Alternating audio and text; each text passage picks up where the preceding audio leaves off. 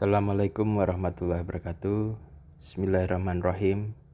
Rabbi sholli sadri wa yassir amri wahlul 'uqdatam min lisani yafqahu qawli. Amin. Selamat hari ini para mahasiswa teknik mesin. Hampir 6 bulan ini ya. Sudah tidak bisa disebut mahasiswa baru lagi ya. Hampir selesai ini mata kuliahnya. Dan kuliah Anda diawali dengan kondisi yang kurang normal, yaitu kuliah online ya. Tapi mau tidak mau kita harus memakai alternatif ini karena zaman juga semakin modern, dan semoga Anda mampu beradaptasi dalam segala kondisi semacam ini. Karena kita sering kuliah online, maka harapan saya Anda sering-sering belajar mandiri ya. Belajar itu bisa dari literatur, bisa dari YouTube, bisa dari berbagai sumber banyak ya. Jangan selalu berpikiran bahwa belajar harus selalu di dalam kelas ya. Baik, saya awali materi kita kali ini ya. Semoga Anda semua senang dengan semua materi yang saya berikan, terutama ini adalah tentang motor bakar oto, dan lebih spesifiknya lagi adalah mesin 2 langkah atau mesin 2 tak ya. Di sini adalah cara kerja nantinya, kemudian karakteristik dari mesin 2 langkah ya, atau mesin 2 tak ya, 2 tak atau 2 langkah. Kalau di background itu foto orang pakai motor KTM ya. Oren itu kan ciri khas dari motor KTM, dan dia 2 tak.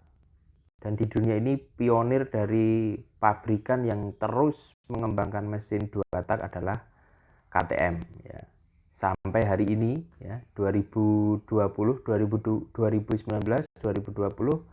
KTM masih meluncurkan mesin 2 taknya. Jadi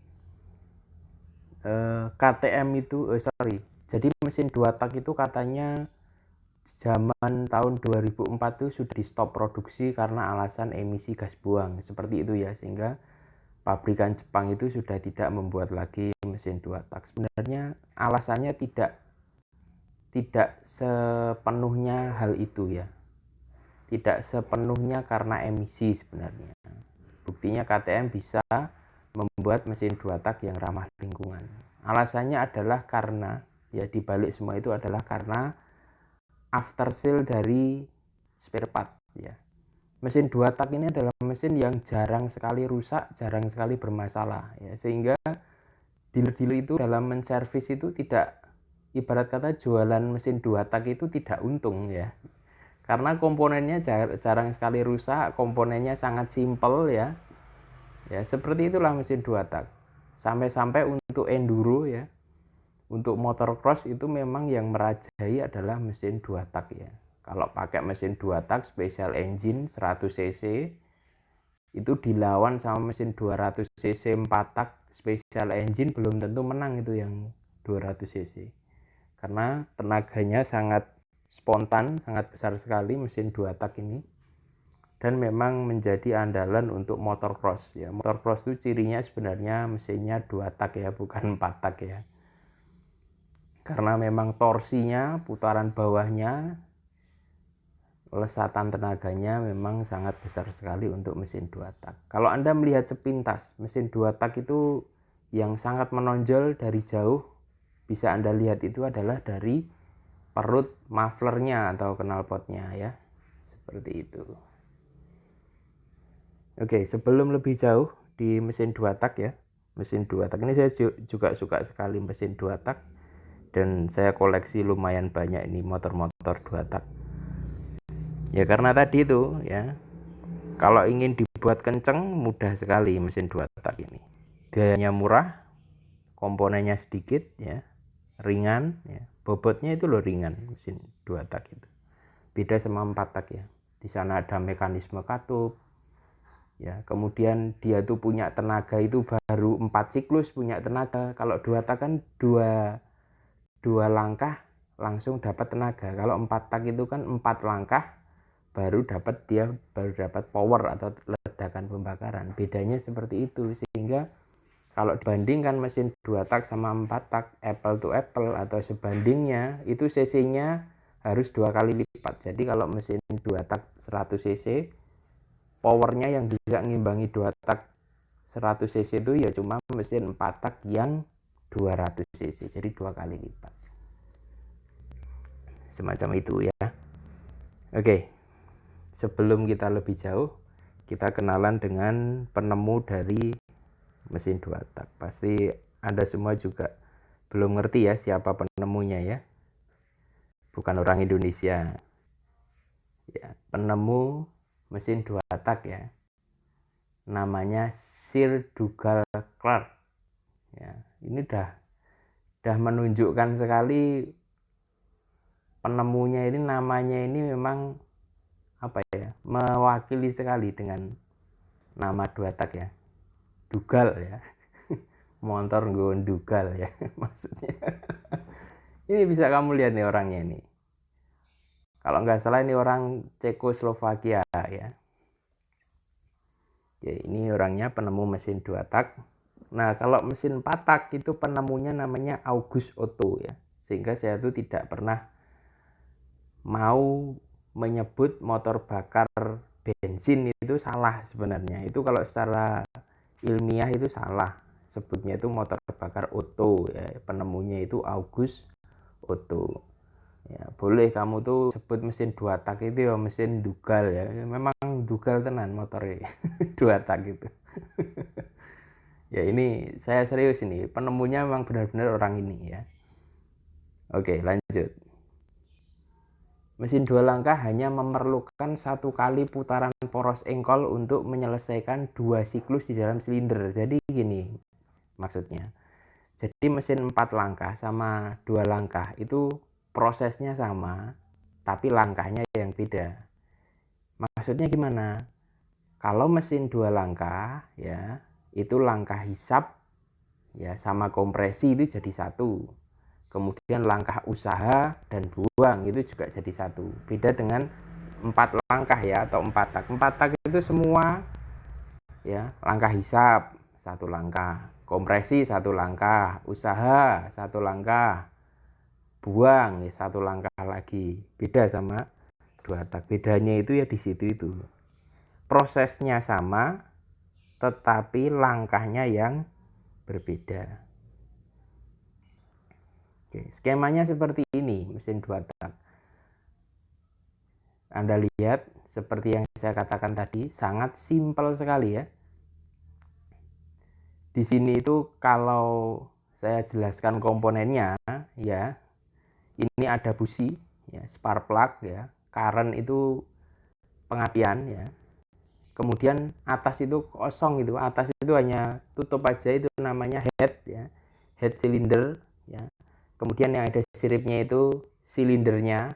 Kemudian di sini ada pistonnya. Kemudian di sini stang piston sama crankshaft. Sudah itu, Dok. Kemudian Anda punya inlet sama exhaust gitu aja. Ya. Kemudian proses-prosesnya seperti apa ya? Paling tidak Anda punya gambaran dulu ya dari skema seperti ini ya. Nanti bisa Anda bayangkan prosesnya. Oke. Pada mesin 2 langkah, campuran udara bahan bakar dikompresi 2 kali setiap putaran. Ya. Kompresi yang pertama ya, itu adalah kompresi pendahuluan di dalam crankshaft atau crankcase ya. Crankshaft atau crankcase itu adalah poros engkol di bagian bawah. Nah, ini penjelasannya semacam ini. Mesin 2 tak itu yang membedakan itu, keunikannya itu ada di kompresi primer atau kompresi yang pertama, yaitu kompresi yang ada di crankcase ini, di crankshaft ini. Kalau tipe-tipe Vespa yang lama itu kan 2 tak itu, dia itu tidak pakai membran, tapi dia pakai kevakuman dari crankcase-nya itu. Kalau Anda beli Vespa ya, Vespa yang 2 tak yang zaman dulu itu, yang paling sulit itu adalah nyari yang crankcase-nya masih vakumnya bagus ya. Pokoknya kalau Anda cari Vespa 2 tak, itu kalau Anda tidak mau kena biaya yang terlalu mahal untuk ganti onderdil, itu carilah yang kevakuman dari crankcase-nya bagus. Sudah, nanti pasti dia akan enak, larinya enak, kompresinya juga akan enak gitu ya.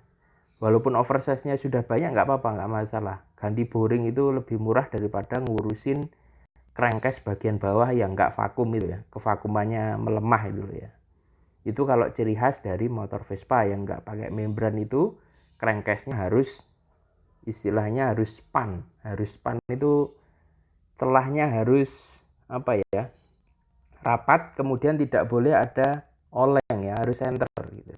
Harus tidak ada tidak ada bagian samping yang kemakan karena gesekan. Beda dengan motor Jepang ya. Kebanyakan motor Jepang tidak menggunakan kevakuman pada crankcase, tetapi dia menggunakan membran ya. Membran di atas. Jadi kalau Vespa sudah rusak tuh kevakumannya, langsung diganti membran biasanya, dimodifikasi intake-nya, dipasang membran di situ, sekalian ditaruh itu karburatornya, rigging di atasnya. Biasanya seperti itu. Tapi ya menurut pengalaman saya itu tidak enak ya, kurang enak ya untuk karakteristik dari motor yang sudah didesain kevakumannya ada di crankcase, tidak di membrannya. Itu namanya, kalau kompresi pertama ini adalah kompresi primer bagian bawah. Nah, efeknya apa kompresi pertama ini pada mesin 2 tak? Semakin bagus kompresi bawah ini, kompresi di crankcase ya, kompresi primer bawah ini, maka campuran bahan bakar dan udara, kemudian oli samping, itu nanti akan dimasukkan ke ruang bakar itu semakin padat ya, sehingga powernya dia akan besar gitu ya. Jadi jangan berpikir hanya kalau 2 tak itu apa ya, PR-nya itu ada dua, kompresi yang di crankcase sama yang di ruang bakar ya. Kalau mesin 4 tak itu PR-nya itu ada di durasi noken as, semacam itu ya. Kamu semakin pandai kamu ngatur durasi noken as, maka power dari mesin 4 tak itu akan keluar sempurna ya, keluar seluruhnya. Kalau 2 tak itu gimana caranya kamu mengerjakan kompresi primer atau kompresi dari crankcase ini supaya padat ya, kevakumannya bagus, kemudian bisa mentransfer seluruh campuran bahan bakar dan udara beserta oli sampingnya ke kompresi kedua, yaitu kompresi kedua adalah di dalam silinder ruang pembakaran. Kompresi kedua ini adalah campuran yang dikompresi sangat mudah dinyalakan dan terbakar sehingga menghasilkan tekanan yang tinggi. Ini ada pengetahuan yang khusus, ini tidak banyak orang yang tahu kenapa kok mesin 2 tak itu kompresinya hanya bermain di angka 7 ya, 6 sampai 7, sedangkan 4 tak itu kompresi bermain di angka 9,5 ya, 9,5 sampai 11 gitu ya. Ada yang juga sampai 14 memang. Kenapa kok 2 tak ini mainnya di kompresi rendah ya, low compression? Menurut penelitian saya, mesin 2 tak ini kan variabel yang terbakar itu tidak hanya bahan bakar dan udara saja, tetapi di situ ada oli samping. Nah, semakin besar kompresi, tuntutan dari mesin 2 tak itu adalah pengapiannya juga harus besar.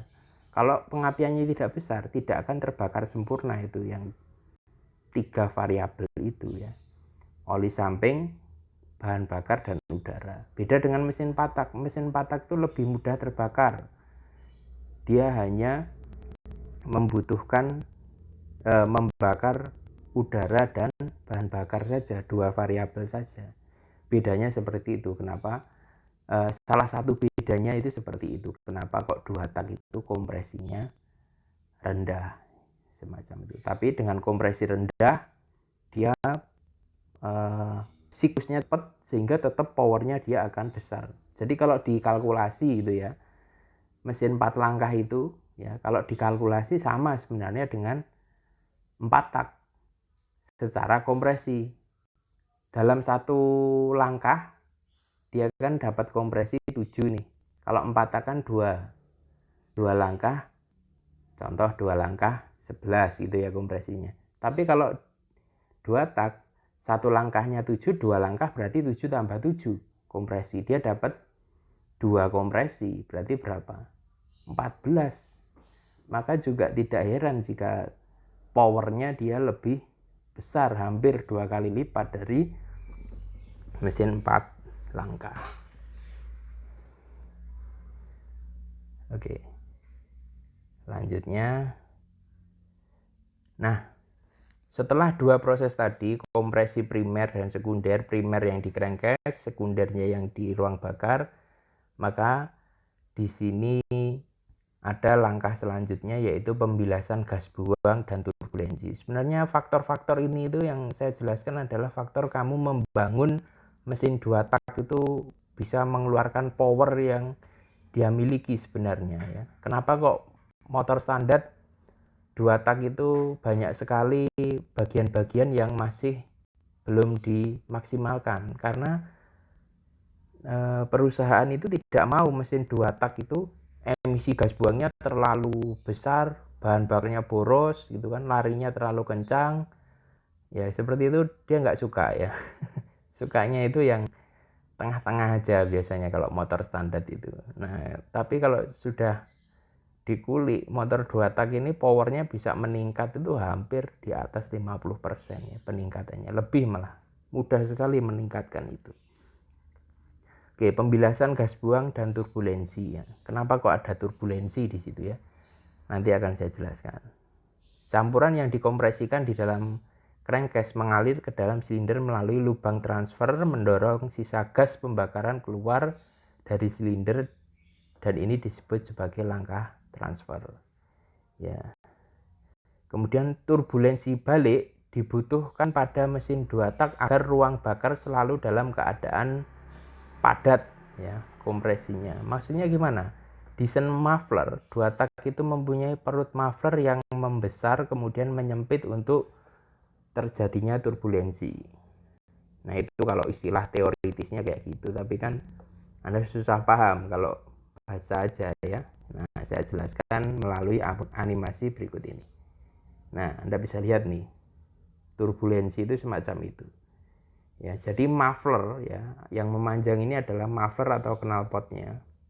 Ya, ketika dia ada ledakan pembakaran, nah ini ada turbulensi balik yang nantinya di ruang pembakaran itu kompresinya semakin padat. Dia dapat tambahan dari primer, kompresi primer, dan juga dari gas balik yang dihasilkan oleh perut knalpot, perut muffler dari mesin 2 tak. Sudah dihitung ya rasionya. Ini sudah saya pelajari semenjak saya SMA dulu ya. Saya bukan anak STM tapi saya belajar banyak tentang engine ya. Dan saya juga banyak sekali bersinggungan dengan mekanik-mekanik balap ya. Jadi kalau peningkatan power dari mesin 2 tak ya, itu ketika Anda ganti saja mufflernya. Mesin 2 tak itu muffler atau knalpotnya Anda ganti itu dari knalpot standar, kamu ganti ke knalpot yang aftermarket yang dia untuk kompetisi dan bentuknya sudah pasti seperti ini ya, perut knalpotnya besar-besar ya. Kalau knalpot standar kan perutnya kecil-kecil ya, turbulensinya kecil. Karena apa? Karena memang kompresi primernya juga diatur kecil, belum di porting semacam itu ya. Kamu ganti aja itu, baru kamu ganti knalpotnya aja, mufflernya aja. Mesin 2 tak itu powernya sudah naik itu di angka 30 sampai 35%. Naik itu di angka 30 sampai 35% powernya. Jadi hitungannya gimana? Kalau kamu punya mesin 2 tak itu 10 horsepower, kamu ganti knalpotnya gitu aja, itu udah dari 10 horsepower sudah dia powernya naik jadi 13 sampai 13,5 horsepower gitu. Naiknya itu hampir 2 kali, hampir setengahnya ya. Hampir setengahnya itu baru di ganti knalpot aja gitu kan. Kamu borosin dikit itu bahan bakarnya, itu dia naik lagi. Kamu mulai di porting ini, mulai porting polis ya, mulai setelah kubah pembakarannya kamu desain squeeze-nya seperti itu ya, itu sudah hampir pasti dia naik itu hampir 2 kali lipatnya itu. Bengisnya motor 2 tak itu gitu. Mudah, simple ya, perawatannya ringan ya. Sekarang itu alasan orang itu sudah nggak masuk akal ya. Alasannya kenapa kok pakai mesin 4 tak? Karena hemat bahan bakar ya. Ya kalau di oprek untuk balap ya 4 tak ya nggak hemat bahan bakar lagi ya. Ya. Kemudian kalau mesin 4 tak itu kenaikan powernya berapa kalau diganti muffler yang Frevlo itu? Maksimal ya, maksimal itu 15%. 10 sampai 15% itu maksimal kenaikan powernya. Jadi kalau mesin 4 tak 10 horsepower diganti knalpotnya aja ya, yang Frevlo itu paling naiknya cuma 1,5 horsepower, jadi 11,5 horsepower segitu ya. Oke, saya jelaskan, Anda juga dari tadi terus-menerus melihat dari proses turbulensi dari 2 tak. Harapan saya Anda sudah bisa menjiwai ya dan memahami seperti apa sih mesin 2 tak itu. Ya, harapan saya Anda punya ini mesin 2 tak, karena orang teknik mesin itu harus kenal dengan mesin-mesin yang hampir punah kayak gini ya. Kalau di Indonesia kan 2 tak ini hampir punah ya. Ya, segera miliki mesin 2 tak sebelum kehabisan ya. Baik, sekarang kelebihannya ya, kita bicara kelebihan. Kelebihan mesin 2 tak yaitu proses pembakaran terjadi setiap putaran poros engkol, sehingga putaran poros engkol lebih halus untuk putaran lebih rata. Jadi getarannya itu memang mesin 2 tak itu rendah ya, getarannya rendah, jadi mesinnya halus. Itu beda sama 4 tak, lebih kasar ya mesinnya. Kemudian tidak memerlukan klep atau katup, komponen part lebih sedikit, perawatan lebih mudah dan relatif lebih murah ya. Kemudian momen puntir untuk putaran lanjutan poros lebih kecil sehingga menghasilkan gerakan yang halus ya. Jadi Anda bisa bayangkan ya, 4 langkah itu cuma ada power 1, sedangkan 2 langkah itu 1 kali power 1 kali buang ya, itu makanya di crankshaft itu dia seimbang terus, balance terus, sehingga getarannya tidak tinggi. Kemudian bila dibandingkan dengan mesin 4 langkah, dalam kapasitas yang sama, tenaga yang dihasilkan mesin 2 tak lebih besar. Lebih besarnya berapa? Hampir 2 kali ya. Coba Anda lihat sejarah ya, MotoGP itu disebut GP500 itu karena apa? Karena GP500 zaman dulu tahun 94 itu pakai mesin 2 tak itu yang 500 cc ya. Tapi mesin 4 taknya itu dia 900 cc, 899 gitu. Itu mesin 4 taknya untuk ngelawan mesin MotoGP yang 2 tak. Ya tetap kalah itu yang 4 tak. Eranya sudah berganti ketika era 4 tak itu masuk dan disempurnakan di MotoGP. Itu adalah era dari Valentino Rossi sebenarnya. Kemudian proses pembakaran terjadi 2 kali sehingga tenaga lebih besar ya. Kemudian di sini kekurangannya atau kelemahan. Nah, sebenarnya dari kelemahan ini Anda bisa itu mengimprove mesin 2 tak itu menjadi kelemahannya itu lebih sedikit ya, tidak sebanyak ini ya. Apa aja kelemahannya di sini?